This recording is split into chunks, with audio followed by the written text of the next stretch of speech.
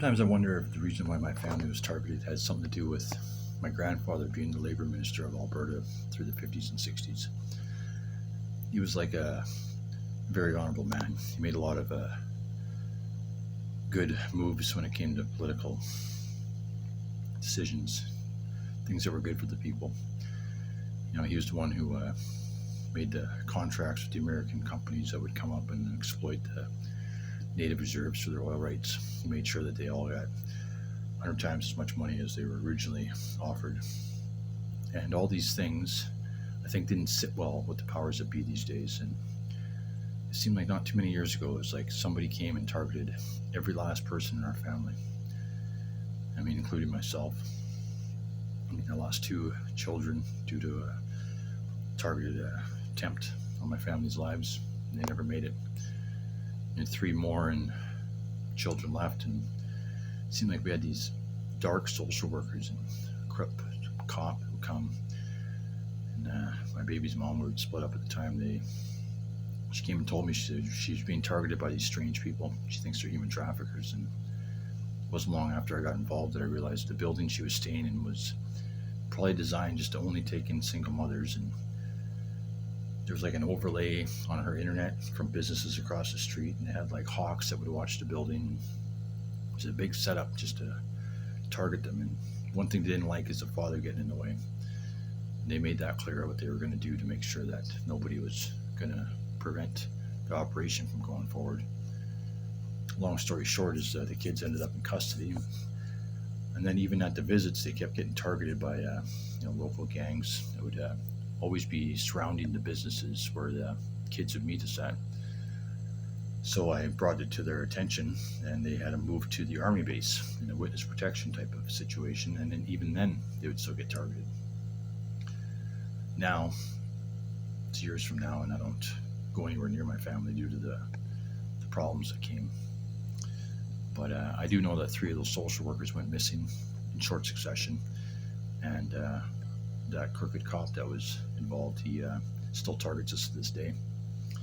He's had me put on some kind of mental health registry, and now I can't even walk the streets of my own city without the cops picking me up, taking me in. They inject me with some kind of poison they say is for my mental health, which I've never had any mental health diagnosis in my life. I filed complaints about it, and I was told that I was a suspected drug addict, so that's why they're injecting me with these psychoactive medications and detaining me without warrant. And they said they also have something called a Form 10, which has now been implemented for the last few years, and now any citizen can be picked up and detained without warrant and tracked and hunted until the day they die. And there's nothing anybody seems to be able to do about it. Apparently, mental health is above the court's ability to interject. So what's going to come next is it's just me now. But when I'm gone and dead, once they've had their agenda run through on my family, what's going to be for the rest of the civilians around here? And I don't know where we can get a foothold in to ever prevent these things and these atrocities from taking place, because they're ongoing. Every building I've ever moved into, they quickly have me evicted, and usually under strange circumstances. The first one was I left my shoes on the balcony, and they didn't want items on balconies because it involves, attracting theft to the building. I said it was a pair of shoes.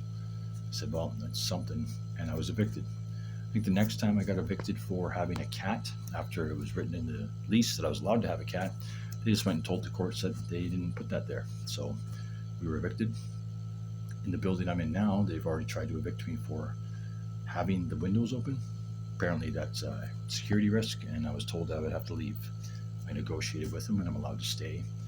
But it just seems like an ongoing succession of targeted situations, and they do it on all fronts. They have authorities, they have local businesses, they even have people on the streets doing it. So who is it that cares about personal freedoms and the Constitution? I haven't run into anybody that seems to be on board with anybody's well-being these days, and I find it very concerning that it seems to be an open policy to capitalize on other people's personal freedoms, and it's costing people lives, it's costing people their freedom, it's costing the whole country its well-being.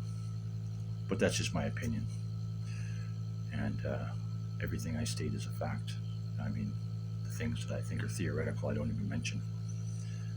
What can I do? I have no advice. have nowhere to turn.